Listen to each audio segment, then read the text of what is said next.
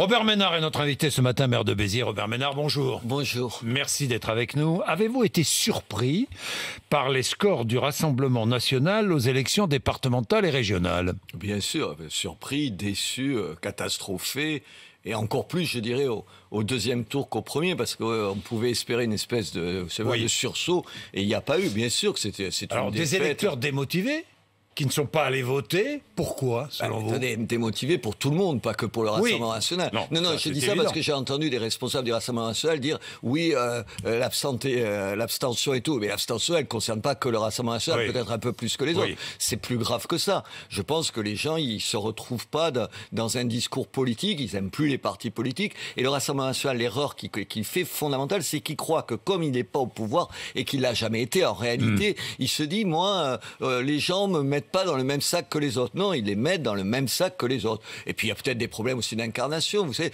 quand on vote pour quelqu'un, on vote peut-être sûrement pour des idées, pour un programme, mais aussi on vote pour quelqu'un de chair et d'os. Vous en connaissez à Béziers des électeurs, de vos électeurs ou des électeurs du Rassemblement national qui ne sont pas allés voter? Vous avez parlé avec eux? Oui, bien sûr. Ils vous ont dit ça? Non, alors, non, bien sûr, ils croient plus en rien.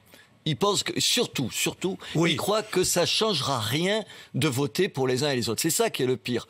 Alors moi, je me plains pas parce que mes candidats, ils ont tous été élus. Moi, j'ai soutenu les 3 candidats dans les cantons de Béziers. On a fait, Béziers même, plus de 67% des voix. Donc je me plains pas. Mais en même temps, il y en a plein qui vont pas voter. Qui vont pas voter parce qu'ils ne croient plus en ça. Je crois qu'on n'imagine pas à quel point, comment vous dire, il y a plus qu'un doute, une espèce de poison qui s'instille et qui dit ces gens-là, de toute façon, tu votes pour les uns, pour les autres, ça change rien. Et en même temps, c'est injuste. C'est injuste, je dis, parce que moi, vous savez pourquoi je voulais que le Rassemblement national gagne une région?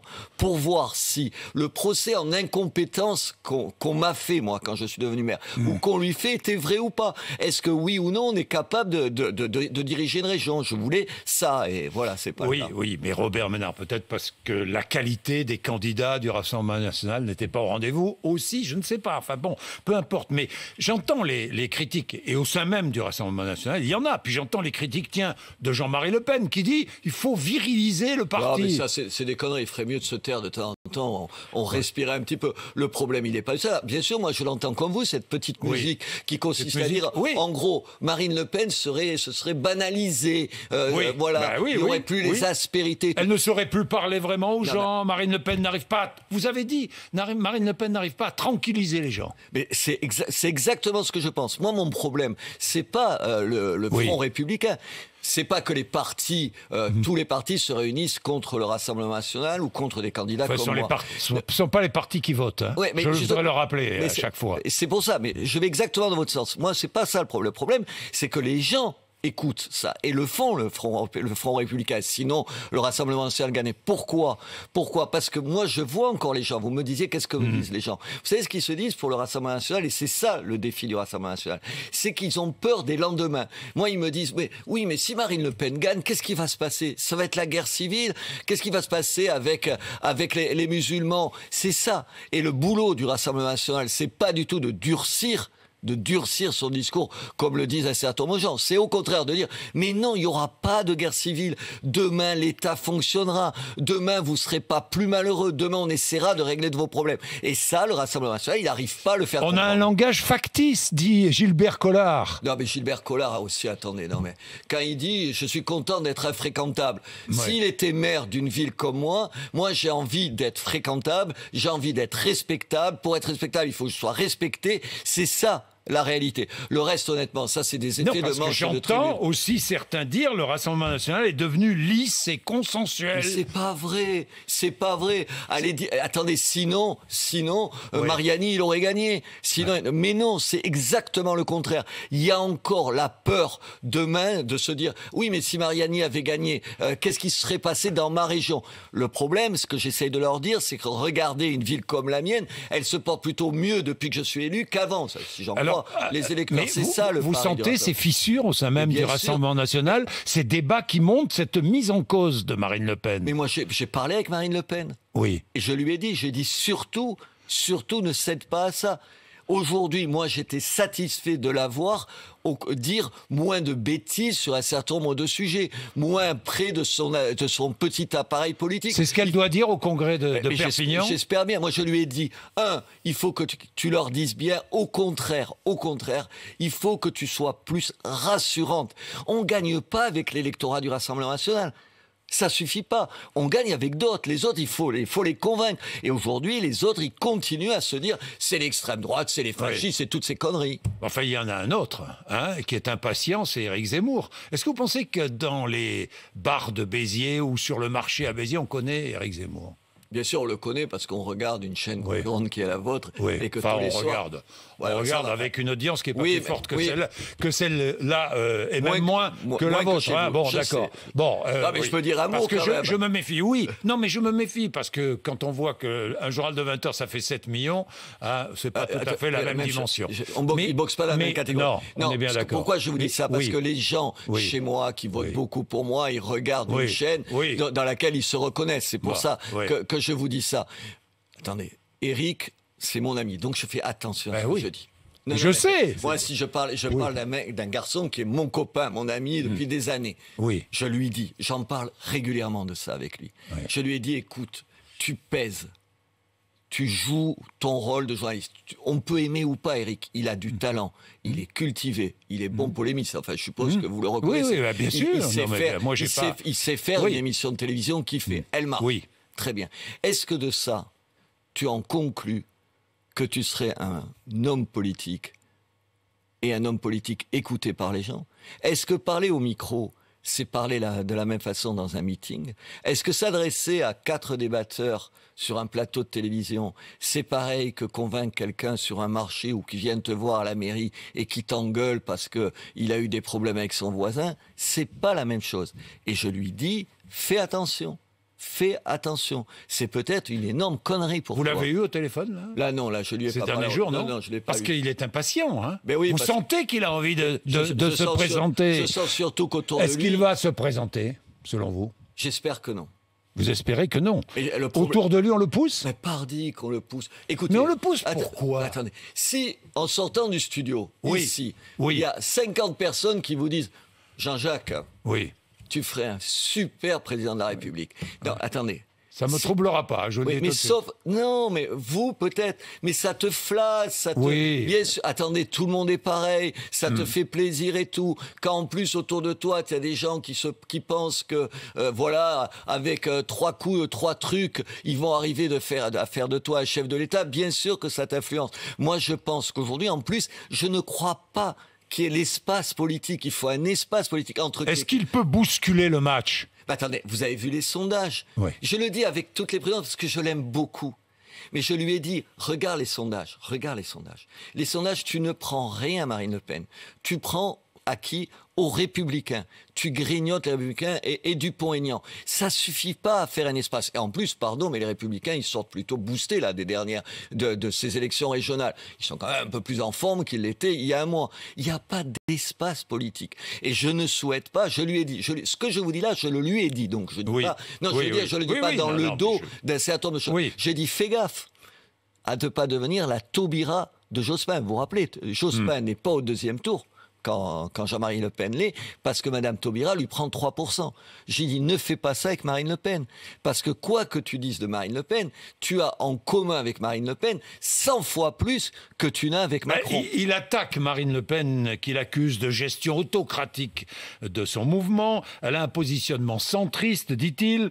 Je lutte contre l'islamisme, je ne lutte pas contre une religion, lui rétorque Marine Le Pen. J'ai vu les échanges, qui ajoutent, sa radicalité n'est pas la mienne. Ni la vôtre. Sur l'islam, Éric dit des bêtises. Tu peux pas dire, c'est impossible à dire. Parce que quand tu vis près des gens et que moi j'ai des responsabilités de maire, de président d'agglomération, je peux pas dire, dans ma ville, Jean-Jacques Bourdin, il y a, les 2 tiers des enfants des écoles publiques qui sont... Je fais attention à ce que je dis parce qu'après, j'ai des problèmes. Les 2 tiers des enfants sont d'origine immigrée. La plupart musulmans. Qu'est-ce que je vais leur dire? Je vais dire, tu choisis entre l'islam et la France.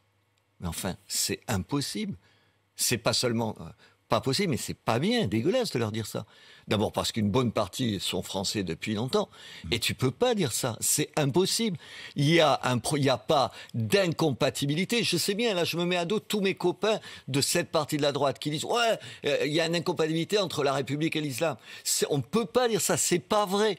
Il y a une incompatibilité entre un islam rigoriste, l'islamisme et la République, pas le contraire. Voilà, politique. Mais attendez, moi, dans mon conseil municipal, dans ma majorité, il doit y avoir, je sais pas compter 3 ou 4 musulmans. Je pense pas qu'ils sont moins bien que vous ou que moi, ou moins assimilés à vous, à moi. Moi, je suis contre une immigration massive, non contrôlée. Mais là encore, je dis pas, il faut réduire à 0 l'immigration. Ça n'a pas de sens. Ça n'a juste pas de sens. Ce que moi, je reproche à un certain nombre de gens, et c'est pour ça que plus personne ne croit les politiques, c'est dire des choses dont ils savent pertinemment qu'ils les feront pas. Quand Marine Le Pen, pour pas taper, enfin je tape sur personne, mais pour montrer que j'essaye d'être de bon sens, quand Marine Le Pen dit on va ramener la retraite à 60 ans, je lui dis Marine, tu ne le feras pas, ce n'est pas vrai. Alors les gens, c'est pour ça qu'ils votent plus. Parce qu'ils savent bien que tu dis des bêtises. Elle va revenir d'abord. Mais pensez-vous qu'elle va revenir sur la retraite à 60 ans? Ah là-dessus, enfin, attendez, si je fais un putain de lobbying pour qu'elle change d'avis là-dessus, mais c'est pas pour ça qu'elle m'écoute. Moi, j'ai dit, quitte le Rassemblement National tout de suite, là, ce week-end, mets-toi en dehors du parti et essaye. Vous lui demandez de quitter le Rassemblement National? Elle fait ce qu'elle veut. Moi, je suis pas au Rassemblement National. Elle a son caractère. Quand on en parle, je dis, prends tes distances et dis des choses moins caricaturales sur un certain nombre de sujets. Pour en terminer avec Zemmour, les éditions Albin Michel affirment rompre le contrat avec Zemmour pour la publication de son prochain livre, qui sortit en septembre, rupture en raison de ses futurs engagements politiques. Vous y croyez? Je ne sais pas. Si c'est vrai, c'est dégueulasse. Honnêtement, je pèse mes mots. Attendez, moi j'ai appris comme vous. Oui. La librairie, les éditeurs, c'est le lieu de la liberté. C'est le lieu où on pense librement. Puis moi, j'ai été éditeur, j'ai été publié par oui, je sais, c'est pour ça que je vous pose la question. Vous me posez la question. Mais enfin, Philippe de Villiers dit c'est fini. Il a raison. Fini. Honnêtement. Vous aussi? Quoi? Mais moi, je suis plus chez Albin eux. Michel, non, je suis plus chez eux depuis longtemps. Mais si c'était le cas, bien sûr. C'est invraisemblable. Un lieu de liberté qui te dit, parce que tu vas t'intéresser à la politique, si c'est vrai, je te publie plus. En plus, c'est des jovards, parce qu'en plus, c'est quand même un de leurs poulains qui leur apporte de l'argent. Ça veut dire pire. Ça veut dire qu'ils seraient prêts, contre, pas seulement la liberté, mais contre leurs propres intérêts, à faire de la politique de bas étage. Je n'imagine pas qu'une grande maison comme ça se permette ça. Ou ça dirait une espèce de dérive, de folie. Oui, folie. Peut-être c'est la folie de ce siècle et de ce pays. Bon, l'âge légal porté à 64 ans, c'est indispensable. Est-ce que le président de la République doit relancer la réforme des retraites? Écoutez, je ne sais pas si c'est le bon moment, mais dire qu'on ne va pas allonger la durée de travail, c'est prendre les Français pour des benets. Parce qu'on y arrivera... Qui que ce soit finira par allonger, par faire que ce soit 63 ou 64 ans. Il n'y a pas d'autre solution. Moi, je veux bien ne pas fâcher les syndicats, je veux bien expliquer qu'avec le Covid, c'est peut-être pas le moment de le faire. Mais dire le contraire, c'est mentir aux gens. Et les gens, ils en ont marre qu'on leur mente. Bien, Robert Ménard, le Covid, le variant Delta qui menace la sortie de crise, titrait hier Le Monde, à juste raison d'ailleurs. Alors, je sais qu'il y a vaste débat. Je regardais ce qui se passe, par exemple, en Irlande, en Autriche, au Danemark, en Israël, à Moscou. Vaccination obligatoire pour entrer dans un bar ou dans un restaurant. Est-ce qu'on va devoir en arriver là en France? Mais là, bien sûr. Mais là encore, on prend toujours les gens pour des imbéciles en disant pas maintenant et tout. Attendez. Tous les professeurs, les médecins, je connais rien, moi, je suis pas prix Nobel de médecine. Qu'est-ce qu'ils vous disent? Ils vous disent, on en sort qu'avec la vaccination. Enfin, ce que j'ai compris, on a tous compris la même chose. Oui. Aujourd'hui, il y a un Français sur deux qui est vacciné une fois. Donc 50%. Voilà, on est loin du compte. Adultes. Comment on fait quand il y a des gens qui ne veulent pas être vaccinés? Comment on fait? La seule solution, que ça plaise ou que ça plaise pas, ce sera la vaccination obligatoire. Moi, d'abord, je suis scandalisé, je veux dire, quand j'apprends qu'un tiers du personnel médical est pas vacciné, les types, ils te font venir à l'hôpital, ils t'expliquent qu'il faut être vacciné, et un tiers d'entre eux le sont pas. Enfin, attendez, j'hallucine. Je veux dire, c'est la seule solution. Alors, je veux bien que ce soit pas populaire à dire. Je veux bien qu'il y ait des gens qui te disent « Ah oui, mais dans un pays de liberté, mais qu'est-ce que tu fais ?» Qu'est-ce que tu fais? Il y a une autre solution? Non. Mais tout le monde recule à l'idée de l'annoncer. Mais ils finiront par le faire. Vous verrez qu'ils vont annoncer la vaccination obligatoire d'abord pour le personnel médical, ensuite pour les enseignants avant la rentrée, et on arrivera à le faire pour tout le monde. Et en même temps, ce sera une liberté. Moi, j'en ai marre, j'ai pas envie de repartir avec le masque là en Vacciné, septembre, vous accepteriez d'être confiné à nouveau, reconfiné? Bien sûr que non. On te vaccine et on te dit mais tu peux plus ressortir, mais les gens vont être fous. Et qu'est-ce que vous allez faire? Vous allez dire alors lui il n'est pas vacciné, il peut pas sortir, et toi t'es vacciné, tu peux sortir. Enfin, vous imaginez le climat en France? Et puis tu vas faire quoi? Tu vas aller vérifier qui est vacciné. Donc vaccination obligatoire pour tous. On va y arriver. Moi, j'ai été toujours pour le pass vaccinal parce que ça me donne liberté. J'ai envie d'aller partout sans masque, tranquillement, comme tout le monde. Et rendre les tests payants. Les tests PCR payants pour éviter, ou les tests antigéniques, pour éviter que certains refusent la vaccination. Je sais pas. Vous savez que certains refusent la vaccination et se font tester régulièrement, ce qui remplace la vaccination. Ah non, je ne savais pas. Oui, je n'avais pas pensé à ça. Bien sûr. Je ne savais pas. Bon, l'égalité homme-femme, le congé paternité qui pour une naissance qui passe de 14 à 28 jours. C'est une bonne mesure. Mais c'est une bonne mesure. Mais en même temps, attendez. À partir d'aujourd'hui. Attendez, mais encore une fois, il faut avoir un tout petit peu de mémoire. Qu'est-ce qui se passe en ce moment au Parlement? On vient de voter la loi bioéthique. La loi bioéthique, on nous a expliqué qu'on pouvait faire la PMA pour une femme seule ou pour deux femmes, en expliquant, là, la semaine dernière au Parlement, les ministres, tout le monde. Ben écoutez, c'est pas si grave que ça. On peut élever un enfant sans son papa. On peut même l'élever avec deux mamans. C'était Agnès Buzyn qui disait, mais une maman, ça peut remplacer un père. Mais une grand-mère, ça peut être un père. Et en même temps, là, on m'explique le bon sens même que le congé parental pour les paternités, c'est pour rapprocher parce que c'est indispensable. C'est indispensable pour les enfants qui est leur papa. J'en suis complètement persuadé. Alors c'est ça en même temps, c'est-à-dire qu'on te dit ça là, et puis pour faire plaisir à un certain nombre de gens, la semaine dernière on m'explique, oh non finalement, si tu as un enfant toute seule et il n'y a pas de papa, c'est pas si grave. Bien sûr que c'est grave de pas avoir de père, bien sûr que de priver un enfant sciemment, attendez, il y a plein d'enfants qui sont privés de père parce qu'il y a des divorces, parce qu'il y a des morts et tout, mais c'est des drames, c'est pas bien pour les gosses. Et là, d'un coup, on trouverait que ça poserait plus de problème. Honnêtement, on se fout de ma gueule, un tout petit peu. Bien, vous avez eu des assesseuses voilées dans vos bureaux de vote à Béziers? Non. Et je ne l'aurais pas toléré. Vous ne l'auriez pas toléré? Mais attendez, vous fichez du monde. Enfin, attendez, vous imaginez, on me bassine avec les valeurs de la République, mais c'est un geste politique, c'est pas une affaire politique. Mais enfin, oui, peut-être, vous avez raison. Moi, Robert Ménard, toujours. Vous connaissez la communauté musulmane de votre ville. Mais je la connais. Pas toujours, vous le savez très bien. Je suis d'accord, mais sauf que la politique, à un moment donné, c'est pas de prendre en compte que des exceptions. Oui, il y a toujours des gens pour qui c'est évidemment, et je le respecte fondamentalement, moi je suis catholique. Les traditions, et qui pensent que, je sais pas, que se voiler est quelque chose qu'elle doit à Allah, au bon Dieu et tout. Je le respecte complètement. Ou à sa culture. Mais oui, dans 90% des cas, mais vous le savez, vous n'êtes pas plus naïf que moi. C'est évidemment une revendication politique. Si aujourd'hui, dans le quartier où j'ai été adolescent, il y a 80% de femmes voilées, c'est pas qu'elles sont devenues d'un coup croyantes différemment d'il y a 10 ans ou 15 ans. C'est parce que c'est une revendication politique. Et chaque fois qu'on cède à ça, on abandonne ce pays. Vous savez, si dans ma vie où il y a tant de musulmans, je suis si bien élu, c'est qu'ils votent pour moi parce qu'ils ont envie que nous-mêmes on respecte. Une femme voilée dans la rue, est-ce que ça vous choque? Oui. Vous interdiriez le port du voile dans les rues de Béziers? La semaine dernière, la République En Marche et la gauche a voté contre l'interdiction du burkini dans les piscines.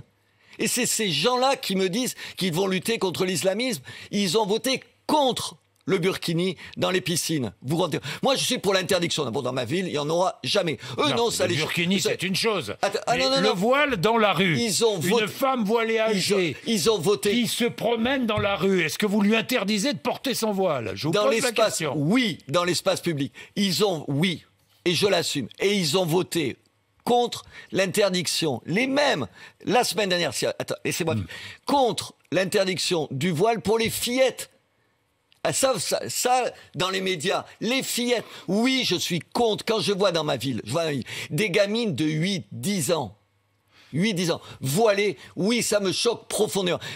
Je me suis battu toute ma vie à côté de femmes dans des pays musulmans qui allaient en prison, qui étaient fouettées, mais enfin vous le savez, vous connaissez aussi bien que moi, fouettées parce qu'elles ne voulaient pas du voile. C'est les mêmes journalistes qui se scandalisaient parce qu'on les obligeait à porter le voile en arrivant en Iran, vous vous rappelez, qui aujourd'hui disent « Oh non, bien sûr qu'il faut céder sur rien ». Et vous savez pour qui il faut passer? Il faut céder pour rien pour les musulmans, parce que moi... Vous savez, quand on est une femme, qu'on part en reportage dans ces pays-là, on porte le voile aussi par respect pour la culture locale et par respect pour les habitants ou les habitantes de ces pays. Et par respect pour la culture locale ici, tu ne portes pas le voile. Et par respect pour toutes ces femmes qui, dans ma ville, viennent me voir, Jean-Jacques Bourdin, et me disent... Moi, on m'oblige à porter le voile. Moi, mon mari, il a honte vis-à-vis de ses copains si je porte pas le voile. Quand je descends dans la rue, on me traite de salope si je porte pas le voile. Alors moi, pour ces femmes-là, je suis contre le voile dans les rues. Un mot très vite, parce que je suis en retard déjà. Manifestation, danse traditionnelle lors des mariages, avec des drapeaux étrangers, il faut interdire tout ça. Mais je l'interdis dans ma ville. Et quand j'entends notre garde des Sceaux, la démagogie personnifiée, dire « Oui, mais moi, la valse, c'est autrichien, le cirque Taki, c'est grec, mais il se fout du monde ». On parle pas de ça. On parle des gens qui arrivent avec des drapeaux du Maghreb dans les mairies, qui font des you-you, qui choquent tout le monde, et à qui je vais dire, moi, personnellement, alors dire, ou vous me rangez ça, tout ça, ou je vous marie pas. Vous direz la même chose aux Gitans ? Quoi? Bien sûr, les Gitans. Les Gitans, on ne fait pas la fête dans la ville, dans le lieu de mariage. Le mariage, c'est un lieu, c'est la République, c'est ma mairie, et on respecte les règles. Et les règles, c'est moi qui suis chargé de les faire respecter. Et je vous garantis que plus personne ne le fait dans la mairie, parce que ça ne se passerait pas comme ça. Bien, Robert Ménard, merci. 8h55, RMC et BFM TV.